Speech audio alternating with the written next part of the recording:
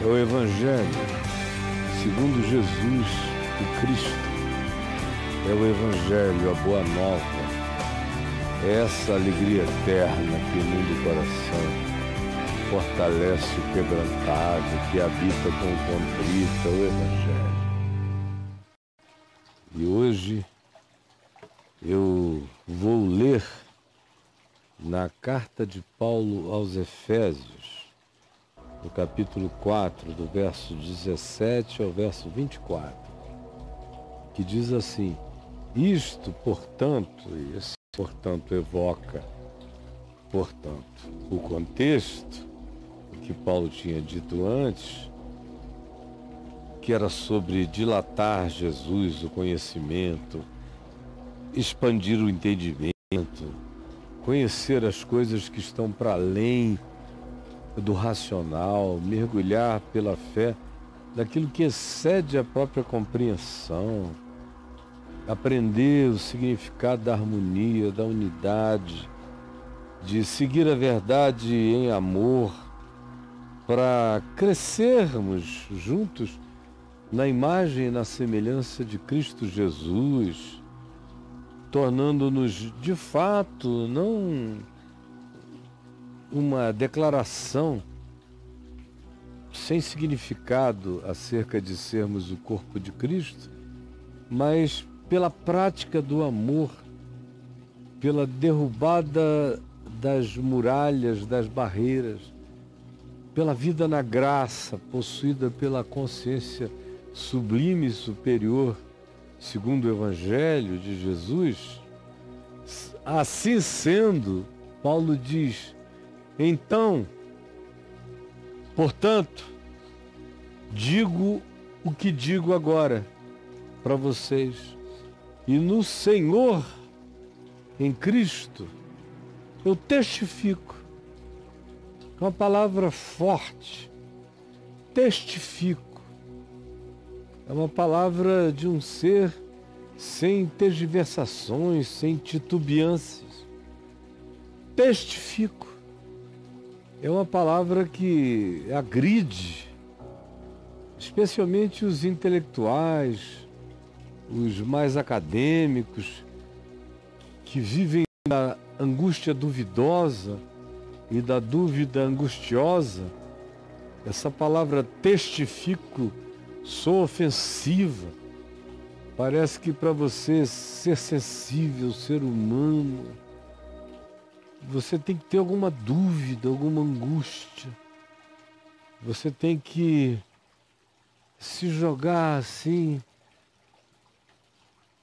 numa aposta com a fé, porque pega mal você ter uma fé que seja certeza e não em quem sabe. Pega mal. Não é cult. O que é cult é quem sabe as coisas são como a gente espera que elas sejam, e elas apareçam e se tornem conforme a nossa utopia projetada acerca das coisas que não existem, mas que as nossas utopias projetadas se realizem. É o melhor que se pode dizer, porque não é moderna, nem pós-moderna, e nem é da sociedade líquida qualquer certeza. E quem as tenha é tosco, é bruto, é presunçoso. É cult ter agonias duvidosas. E quem não as tenha, frequentemente é mal interpretado como arrogante, presunçoso.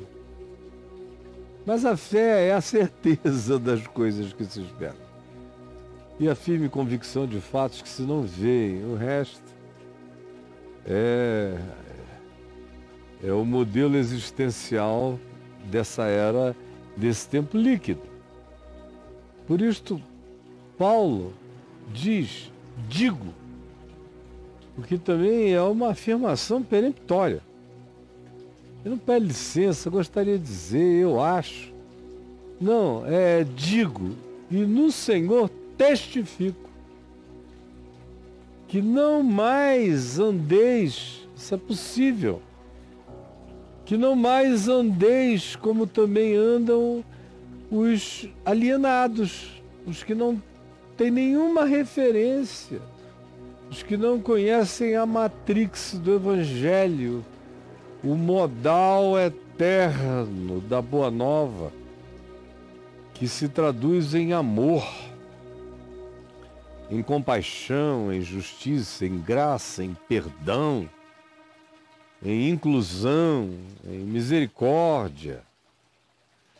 Não andem como andam os gentios. Os gentios é que Jesus diz, só amam aqueles que os amam de volta, só toleram aqueles que são parecidos com eles, só defendem o direito daqueles que chamam de direito as mesmas coisas que eles convencionaram chamar. Os pagãos é que só dizem que está tudo legal para aqueles que sejam completamente a projeção moral das suas arrogâncias, dos seus supremacismos, das suas superioridades. Esses são os pagãos, segundo Jesus. Jesus disse, vocês têm que amar o inimigo e orar pelos que vos perseguem, para que vos torneis. É condição sine qua non, para que vos torneis. Essa é a evangelização de Jesus. Não a dos evangelistas da igreja que dizem levante a mão. Jesus diz, ame o inimigo e ore pelo que persegue você para que você se torne filho de Deus. Se torne filho de Deus. No meio dessa geração perversa, você se torne filho de Deus. Porque se amardes os que vos amam e tratardes bem aos que vos tratam bem, que diferença faz? Até os alienados fazem isso. Está no instinto animal, mamífero, predador que não se sente ameaçado, descansa e relaxa. Mas no Evangelho, o que se supõe é que se está dando um salto para além do tempo presente. A justiça do reino de Deus excede as melhores justiças deste mundo, de qualquer aspecto ou dimensão da produção humana. Excede. O amor excede. Eis que eu passo a mostrar-vos um caminho sobremodo excelente. Excede. Não é esse amorzinho de gosta de mim, gosta dele também. Isso aí é moleza. Isso aí não precisa crer em nada. Está no instinto relacional. Agora, o que catapulta você para uma outra dimensão é transcender o animal. É fazer o anjo ficar em perplexidade, que é amar o inimigo. E amar não é gostar da perseguição do inimigo, é desejar que ele seja transformado pelo amor, ao invés de ser fulminado pelo ódio. Orar por aquele que me persegue, não é para que ciladas sejam abertas e ele caia. É para que, enquanto me persegue, ele se constranja e passe a me seguir no caminho de amor e verdade, na vereda na qual eu caminho. O resto é animalidade, é bando de chimpanzés, também trabalham assim. Os gentios, os alienados são assim. Agora, o Evangelho tem que ir para além disso na vida da gente. Por isso não andeis como andam também os alienados do Evangelho. Como? Na vaidade, na oquidão dos seus próprios pensamentos. É tudo vácuo. O cara pensa de um modo hoje, de outro modo amanhã, muda de opinião, porque ele não opera por princípios. Ele opera por estímulos. Ele é um ser do estímulo da hora, ele é um ente circunstancial. Ele não abre os pacotes para discernir conteúdos. E ele não tem Jesus como referência. Não, ele tem a moral pagã, ele tem a tara na uniformização comportamental e social. Ele é tarado por isso, mas ele não tem o amor de Cristo aqui. Não é um prostituto, não é um pecador, mas ama meretrizes e pecadores. Ele não conhece isso. Só o Evangelho, entrando na gente, nos põe para além da lei, do legalismo, ou de qualquer que seja o ismo que produza esse condicionamento animal, que não transcende para além do entendimento imediato dessa geração que Paulo segue descrevendo. Não só que anda na vaidade dos seus próprios pensamentos, na luxúria, filhos do capricho da hora, do momento, obscurecidos, entrevados e nevoados no entendimento. A compreensão nunca alcança. É como quem vai andando na névoa, na neblina, não vendo nada. Só um palmo adiante. Isso é andar obscurecido no entendimento, sem percepção, sem profundidade. Obscurecidos de entendimento, alheios à vida de Deus, ao significado de Deus, à realidade de Deus, à imanência de Deus, à presença de Deus, à graça de Deus, à soberania de Deus, alheios, não sabem nada. Deus para eles cabe num sinal, ou numa mandinga, ou em qualquer que seja o nicho sagrado, ou num culto visitado, ou num dízimo dado. Deus é assim para esse cuja mente é pagã, é totalmente alienada à vida de Deus por causa de quê? Da ignorância em que vive. É muita ignorância. É muita ignorância, que significa falta de conhecimento. É o ignorar. É a antítese da palavra gnosis, que significa conhecer. É o não conhecer. É existir sem saber de nada.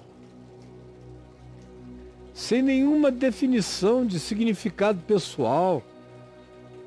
De por que eu estou aqui, o que eu estou fazendo aqui, como eu devo viver aqui, para onde eu vou. Totalmente incapaz de responder essas questões essenciais da existência, as básicas. Isso é viver alheio à vida, ao sentido de Deus, por causa da ignorância em que existem em estado de ignorância, obscurecidos, não veem nada. Vaidosos que não veem nada, não sabem de nada, não discernem nada. Por quê? Pela dureza dos seus corações. Porque as emoções se blindaram, os sentimentos se blindaram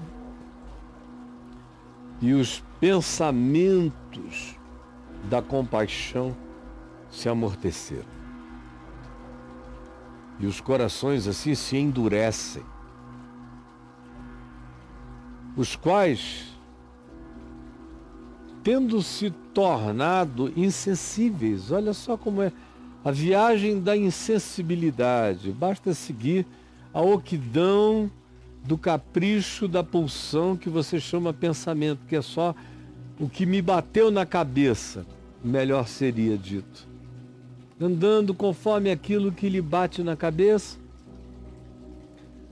sem chegar um palmo adiante, alienados do significado da lei da vida, da vontade de Deus, que não é doutrina, nem mandamento de homem, é significado capaz de responder de onde eu vim, o que eu estou fazendo aqui, como eu devo viver aqui, para onde eu vou.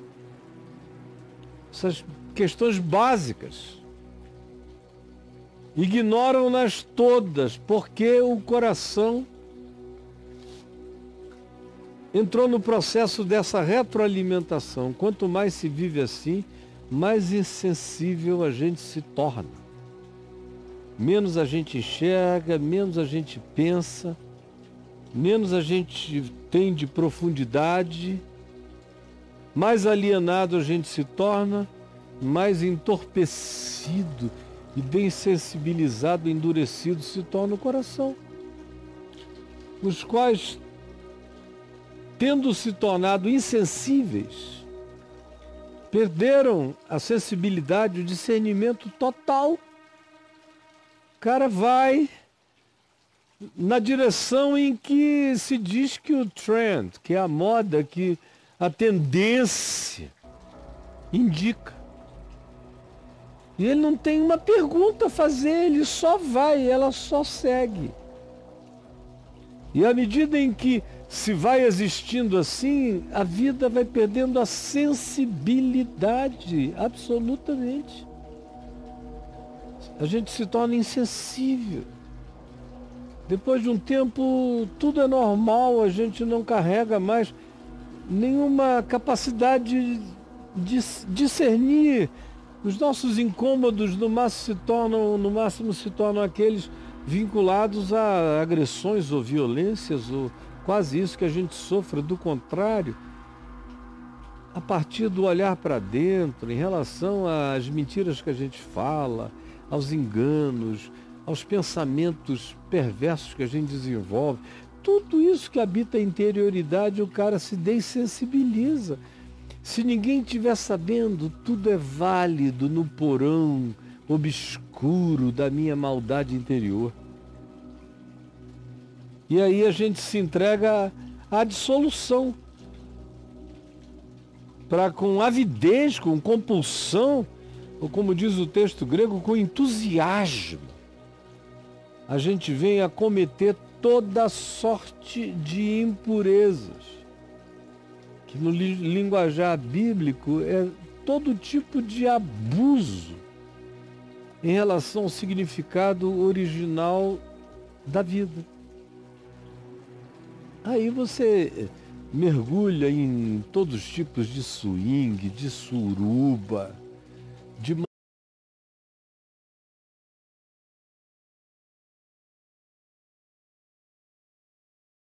embriaguez inconsequente, acordando sem saber nem o que aconteceu com a gente. Isso é que a dissolução promove, que ela tira toda a solução da lucidez, do caráter, do discernimento, do pensamento, se esvai quando você se entrega a esse processo. Entregaram-se à dissolução, porque é uma entrega, é um abandono. Você diz, let it be. Já estou aqui, vamos lá. E topa tudo. A dissolução topa tudo, e topa com avidez, com tesão, cometer todo tipo de desconstrução contra a natureza, a dignidade, o caráter do indivíduo, a individualidade dele e o respeito dele por ele mesmo se foram. Ele já não se encontra. Ele se liquefez. A palavra dissolução pressupõe liquefação. Perdeu a densidade. E com ela, muitas vezes, a identidade total. Porque quem pode manter uma identidade minimamente saudável vivendo nesse estado que conduz à dissolução, à perda da solução identitária? Quem? Quem? É interessante que esse texto aqui nos mostra que tanto faz por onde o caminho começa, o resultado é sempre o mesmo. Porque você pode lê-lo ao contrário e ele produz o mesmo resultado. Por exemplo, você pode dizer: não se entregue à dissolução, porque ela gerará avidez, que levará você a toda sorte de impureza. A gente começa daqui. O que vai produzir um coração completamente insensível, porque a dissolução perde a solução, a sensibilidade do discernimento entre o que edifica e o que não edifica, entre o que faz bem e o que destrói. Isso conduz a uma vida cada vez mais alienada dos princípios de Deus e mergulha você numa maneira de ver a vida sem nenhuma profundidade. Você é como um cara obscurecido que não consegue enxergar a própria mão na escuridão, o que leva você cada vez mais profundamente a andar apenas conforme a pulsão da vacuidade dos seus pensamentos, que é o modo de viver do mundo. Eu não estou falando do mundo com os pensamentos da religião, não tenho nada a ver com religião, eu penso segundo Jesus, segundo o Evangelho. O mundo para Jesus, segundo o Evangelho, tem a ver com todo mundo que vive desse modo, esteja dentro da religião, fora da religião, se diga crente ou seja ateu. Viveu assim é mundo, é um gentio, que não é uma categoria para ser distinguida do ponto de vista racial, etnológico ou de nenhuma natureza separatista, não. O gentio é uma categoria de alienação, são os alienados do conhecimento do amor de Deus, do que Deus ensinou em Jesus como objetivo e prática e significado da existência humana. Então, tanto faz se você vai de baixo para cima ou de cima para baixo, você chega no mesmo lugar. A saber, oco, pensamentos sem conteúdos, vida sem perspectiva, profundidade no entendimento, cada vez mais alheio do significado e do valor validador e significante do que seja a vida de Deus operando em nós e nos ativando para o que seja a vida de Deus na gente, o que nos remete invariavelmente para um estado de entorpecimento de coração, o que nos torna insensíveis, cada vez menos sensíveis, com cada vez menos capacidade, tanto de discernimento pelo que se vê, como o discernimento do que se sente. Isso nos abisma na perda total de solução espiritual, psicológica e identitária. O que abre a nossa vida para um viver sem os conteúdos do caráter. Ao contrário, nos deixam no desejo, na avidez, na compulsividade do cometer torpezas. Isso tudo se a gente decidir que o Evangelho tem a ver apenas com ser batizado, com dar o dízimo e oferta num lugar, não deixar de frequentar uma vez por semana pelo menos alguns cultos e se identificar com uma certa fraternidade, uma agremiação que diz se reunir em nome de Jesus. Se você pensar que isso é evangelho, a sua vida não vai deixar de ser isso aqui. Você continua a ser um gentil cristão, um pagão cristão, um cristão pagão, como a grande maioria esmagadora daqueles que dizem que são filhos do cristianismo e que confessam o nome de Jesus, são seres dessa natureza. A maioria, infelizmente, eu estou dizendo, não é por suposição. Antes de você nascer, eu estava aqui, de todo o coração. E o que eu posso dizer, e testifico e digo, sem titubear, é que a maioria vive assim. Anda assim, em nome de Jesus, anda segundo a vaidade dos seus próprios pensamentos, ou do seu mover, ou de quem está ouvindo, não quer nem saber o que Jesus disse ou não disse. É tudo vento. Ainda chamam isso de vento, de sopro. Vão andando e vão se jactando de terem novas revelações, novos moveres, mas é vaidade do seu pensamento. Só isso. Você já mudou tanto que quem quer que te observe vai ver que as suas convicções são da profundidade daqueles que trocam de roupa 3 vezes ao dia. E você não sabe nada. Seu entendimento é turvo. Por isso, qualquer coisa que se diga, você crê e você segue. A sua existência é alheia ao conhecimento de Deus. Você se tornou um ignorante, sem discernimento, embrutecido. O que prevalece é a dureza do coração, é a raiva, é a vingança, é o troco, é esse direito adquirido que tem a ver com o mundo animal, mas não com a transcendência do reino de Deus, que excede a essas limitações, a essas contingências tão apenas de Charles Darwin, tão apenas da evolução natural, tão apenas da sobrevivência dos mais fortes.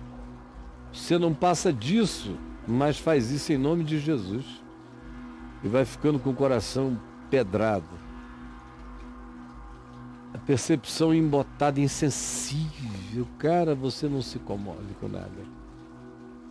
E prova disso é a dissolução que te atingiu. Você pode me odiar daí, mas quem está pregando o evangelho aqui, na presença de Deus, com temor e tremor, buscando viver com pureza de coração, é esse a quem você odeia. E você que está aí me ofendendo é o que está entregue à dissolução. Perdeu a solução, não sabe quem é. Por isso é que em nome de Jesus você odeia tanto. Porque você não sabe quem você é, você não tem identidade. Não tem a identidade de Cristo em ti. Não tem a identidade do Evangelho, não tem o penhor do Espírito. Por isso você existe nessa dissolução ávida. E a tua alma é tão cheia de desejo lascivo, de concupiscência maligna, como você sabe. No entanto, aqui se diz, Paulo prossegue, mas não foi assim que aprendestes a Cristo. Não foi assim que aprendestes no Evangelho. Não foi assim. Não foi assim. Como foi? Eu vou te contar amanhã. Não foi assim que aprendestes a Cristo. Amanhã eu sigo do verso 20 até o verso 24. E assim essa semana toda. Mas não foi assim que aprendestes a Cristo. Não foi assim que aprendestes, segundo o Evangelho. Paulo diz, se é que aprendestes. Se é que aprendestes. Hoje eu te peço, ó Espírito Santo, que o que se cria agora é uma avidez enorme pelo desejo de conhecer o significado do Evangelho, que transforma a vida, que nos leva de animais ávidos, concupiscentes, insaciáveis, embrutecidos, insensíveis, sem entendimento espiritual, com pensamentos ocos, vazios, até ao conhecimento do significado do que é conhecer a Deus no mundo, na vida, o que é aprender em Cristo, o que é ter uma existência ativada pelo significado do Evangelho. E não essa que está coberta pela religião e vazia de Deus no coração. Por favor, coloque em nós a avidez pela iluminação do conhecimento da glória de Deus na face de Cristo. É o que eu te imploro, em nome de Jesus. Amém.